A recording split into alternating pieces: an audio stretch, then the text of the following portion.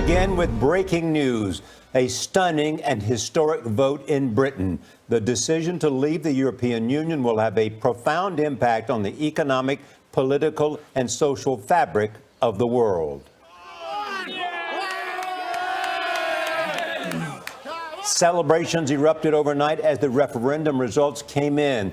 It is a massive defeat for British Prime Minister David Cameron, who led the drive to remain in the EU. He announced this morning he will step down later this year. Stock markets in Asia and Europe tumbled after the vote. Britain dropped nearly 5%, Germany almost 7%, and Japan about 8%.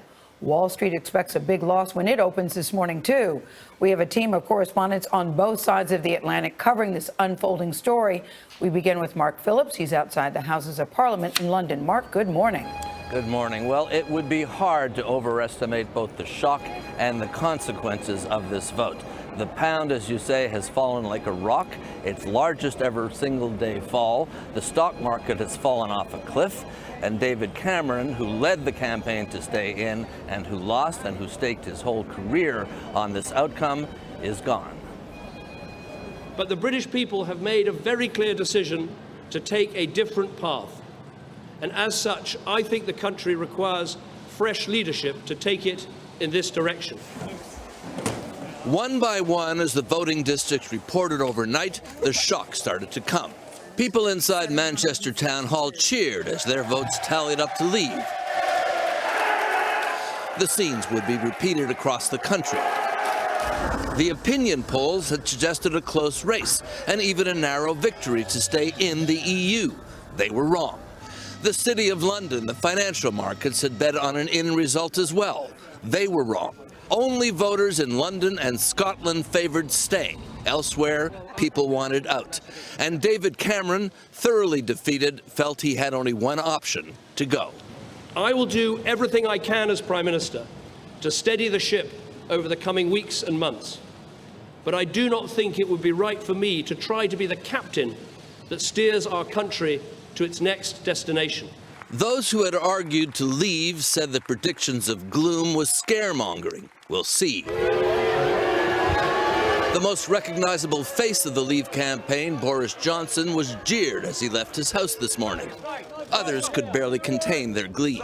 The June the 23rd needs to become a national bank holiday, and we will call it Independence Day. Thank you. Both sides used fear in this campaign, fear of economic decline by those who argued to stay in, fear of being overwhelmed by immigration from the EU by those wanting out.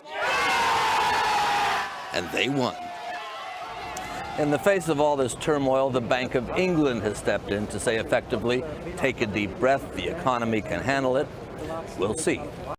The UK will remain a strong and committed NATO ally, and it will continue to play its leading role in our alliance. Today, as we face more instability and more uncertainty, NATO is more important than ever as a platform for cooperation among European allies and between Europe and North America. The journalists were reportedly attacked and beaten up. Media reports and press advocacy groups say the journalists, including foreign correspondents, were also robbed as they covered demonstrations against food shortages earlier this month in the Venezuelan capital. They robbed all our cameras, microphones, our equipment for the protection too, and we couldn't do anything about it. Journalist Amanda Sanchez was covering the protest. She says they were not only attacked by a gang of government loyalists, but also by Venezuelan security forces standing nearby. We had to hide inside of a building because they were with the arms. They were shooting in the air. They were using the pepper spray against us, and the tear gases too. Attacks against journalists in Venezuela have been happening for years. This video shows a member of the National Guard hitting a reporter's camera. It happened during an anti-government protest in 2014.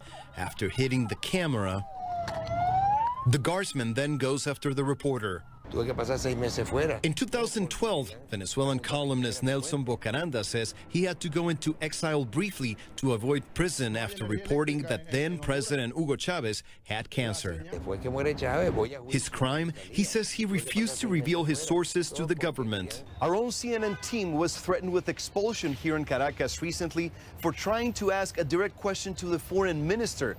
Another CNN team was attacked and robbed in 2014, berated on national TV, and later asked to leave the country. In April, CNN en Español's Osmari Hernandez was among several journalists who were forcibly removed from the headquarters of Venezuela's National Electoral Council by the National Guard. Some say journalists are not collateral damage, but the targets. It doesn't happen by chance. It's a premeditated act. You are a target. They treat you as if you're the opposition, not a media outlet. President Nicolás Maduro says foreign powers and the Venezuelan right are bent on destabilizing his government, and the media is one of the tools they're using to accomplish this goal. Venezuela quiere ser llevada. They want to take Venezuela into a situation of generalized violence, something they haven't been able to accomplish. Reporters say it's not the media, but the president's failed socialist policies that are wreaking havoc in Venezuela, and journalists are just convenient scapegoats who end up paying the price in this polarized country. Record crowd is expected at the NYC Pride March this Sunday in New York City. The annual celebration of gay rights began back in 1970, but this year will bring solidarity and a tribute for the 49 people killed in a gay nightclub in Orlando. Josh Elliott of our streaming network at CBSN is outside New York City's historic Stonewall Inn, the birthplace of the American gay rights movement. Josh, good morning. Good morning. The Stonewall Inn just behind me and much of the surrounding area are under increased police protection this morning as organizers of the NYC Pride March and Rally continue preparations for an event that they believe will be another historic chapter for the LGBT community. Flowers and photographs of the Orlando shooting victims make up this memorial at the Stonewall Inn, while positioned just a few yards away, heavily armed officers of the NYPD. This is an opportunity to show solidarity and to show that the relationship between the police and the gay community is improving at a time when the complexities of the issues facing the gay community are multiplying. William Bratton is New York City's police commissioner. Beyond the show of force, how much intelligence gathering has gone into the preparations for this? We have a very robust intelligence operation, and ears will be particularly attuned to anything that might relate to this parade. A record 1.6 million people attended NYC Pride last year, which was a celebration of the Supreme Court's ruling on marriage equality. Organizers say the shooting at Orlando's Pulse nightclub might change the tone of this year's march, but not its message. Our movement started in a nightclub where we didn't feel safe. And here we are almost 50 years later, and we still don't feel safe in these places. In the summer of 1969, a police raid on the Stonewall Inn, a known neighborhood gay bar, led to riots, rebellion, and launched the modern gay rights movement. There's no denying that we have history that we have to overcome, but you learn from the past. You don't allow yourself to be defined by the past. You want to be defined by the present and be defined by what you're going to do going forward. What's the importance of what we're going to see here over the next few days? I think the importance is to send a very powerful message that this community will not be silenced. You can take 49 of our brothers and sisters, you can commit hate crimes against us, but you will not silence this community, and that is the most important thing about Pride. NYC Pride kicks off tonight with a rally nearby. Each attendee there will be given an orange bandana in honor of the victims of the Orlando massacre. And one of the owners of the Pulse nightclub is in fact expected to be in attendance and speak at tonight's event. And perhaps owing to the times in which we live, there will be a large contingent of NYPD there as well. And Jeff, it does bear mentioning, there has been no credible threat made against any of the activities planned for this weekend. The other major issue in this presidential campaign worries over terror. And just a week and a half now since Orlando There was a headline today, a gunman walking into a movie theater in Germany, suddenly taking hostages, SWAT teams moving in, the standoff lasting hours. ABC's Alex Marquardt tonight on how authorities saved everyone in that theater.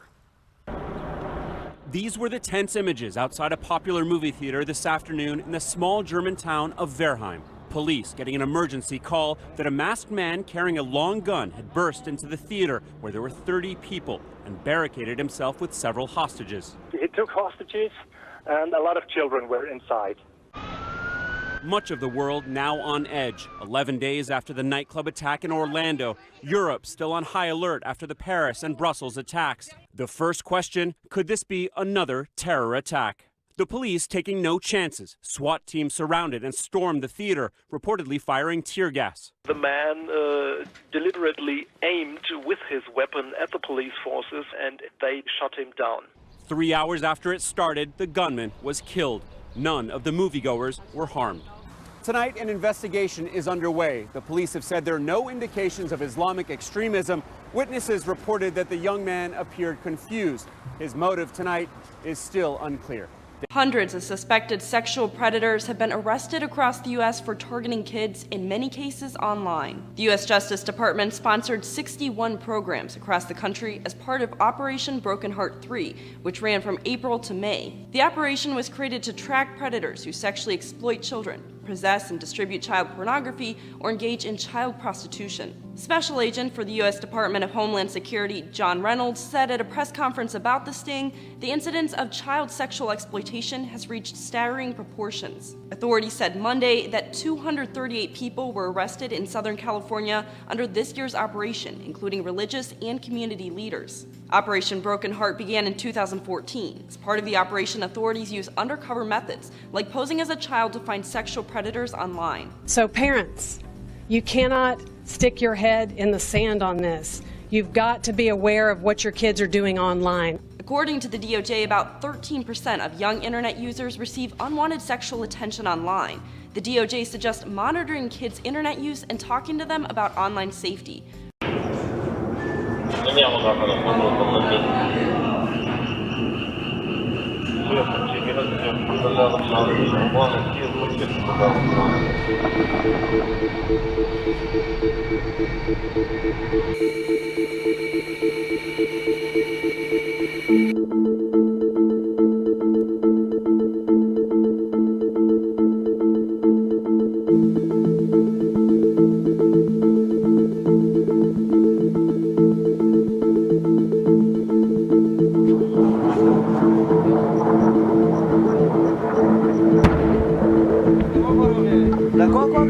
We have found evidence, and quite extensive evidence, that other types of incendiary weapons have been used, weapons containing, for example, as you mentioned, thermite.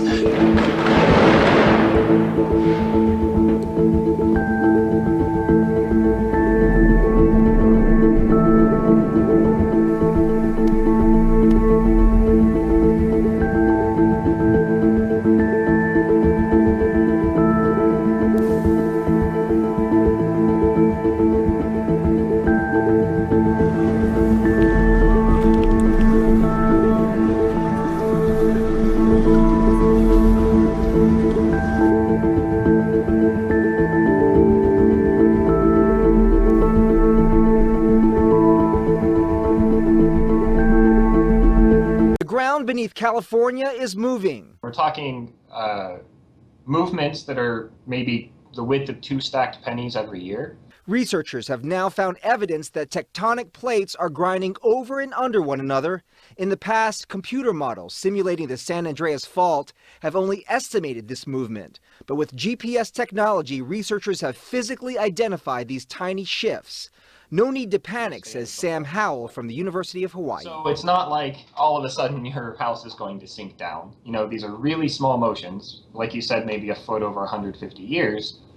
But understanding those motions allows us to go back and check our knowledge of what we think is going on. Monitoring the San Andreas Fault is critical because it does have the potential to unleash a catastrophic quake on the West Coast. Past studies have shown there is enough stress on the fault to produce an earthquake of a magnitude greater than 7.0. Howell compared the strain to standing on a square piece of carpet. If you're standing on a square scrap of carpet, you're kind of like the part of the fault that's not moving. And you have some friends that start pushing on the sides of the carpet. Even though they're only pushing horizontal, because you're standing there, the carpet's going to warp and it's going to come up in some places. And he says small vertical movement isn't the biggest concern. It's not a bad thing. You know, the real seismic hazard comes from the horizontal motions, which are 10 times that. In fact, the last big quake on the San Andreas Fault was a magnitude 7.9, and that ruptured from Monterey to Los Angeles counties in 1857. Scientists say this new data doesn't help them predict exactly when or where the next quake might occur. Powerful storms this morning threatened West Virginia with new flooding. Devastating floodwaters overnight swamped vehicles. At least 4 people are dead, including an 8-year-old boy. Another child is missing. Parts of the Mid-Atlantic region today face more severe weather. Chris Van Cleve is in White Sulphur Springs, West Virginia. Chris, good morning. Well, good morning. 44 of West Virginia's 55 counties under a state of emergency. The Howard Creek here appears to be rising again. All of this here was underwater yesterday, left behind all kinds of debris. We think that came off of a building. In the air, there's the smell of diesel fuel and propane because a propane store washed away. These tanks are everywhere. And if your car had the misfortune of getting in the way of the water, this is what it looked like today. Cell phone video captured floodwaters washing away this still burning home in White Sulphur Springs. Dad, watch out! This morning, parts of the West Virginia community were still on fire. Whoa, watch it. I'm all right. We were with Kevin Sarver as he returned to his damaged and mud-covered home, hoping his pictures of his 3 daughters survived. Huh? Are they intact? Yeah. I know some of those might be bad, but most of them are good. That's all I care about. That's all I care about. A day of torrential rains sent cars careening down waterlogged streets. Yeah, it is. And knocked out power to some 40,000 people. Parts of Virginia and West Virginia faced devastating flooding Thursday. Just high water everywhere. People can't get out. They can't get in. In Covington, Virginia, the Jackson River reached a record high, forcing evacuations. I'm still shaking. I really just want to break down and cry right now. Paul Moya found himself trapped on the top of his roof as the floodwaters rose. A diabetic in need of medical attention, he watched as his daughter's home was washed away and shot this video as he waited for rescue. We spoke to him from his hospital bed. All I can see were the homes burning and then the electrical poles burning. I think I could say that now. I was scared. I could say that now. I was scared. As you can see, more rain is in the forecast for today, as well as some thunderstorms. Jeff? More than 1,000 search and rescue crews in eastern China are finding an increasingly grim picture on Friday in the aftermath of a deadly tornado. The extreme weather, which also included hailstorms, thunderstorms, and lightning, killed scores and injured hundreds in parts of Yancheng City in Jiangsu province on Thursday afternoon. Now, the casualty figures may rise even further as emergency crews continue to sift through large areas of rubble and their effort being hampered by continued rain. Some survivors have told CNN the scene right now resembles that of the aftermath of a major earthquake, with homes flattened and roads destroyed. And many are still very much shaken by what they saw a day earlier. Some have described it as 20 minutes of apocalypse, when the sky suddenly turned dark and roofs ripped open and cars tossed into the air or into the river. Now, there were pictures posted online on Thursday night showing school children in bloodstained clothes waiting to be treated, or senior citizens being carried into the ER on stretchers, as well as dead bodies still lying in the rubble. Now, there was a sigh of relief on Friday morning when state media reported that the authorities have contained large amounts of dangerous chemicals stored in a collapsed factory building. The central authorities here in Beijing have sent a team to the region to oversee disaster relief operations, also sending in thousands of tents and folding beds, as well as emergency lights. Now, tornadoes are not common in China, but they're not unheard of either. But still, most people are not taught what to do when a tornado hits. So there seems to be a lack of a reliable warning system or emergency bunkers where people can seek refuge in. And also remember, Yancheng is a fairly densely populated place with more than 7 million residents. So all these factors may explain the deadly consequences of this extreme weather system. I'm leaving. Yeah. Oh. There ain't no ball game worth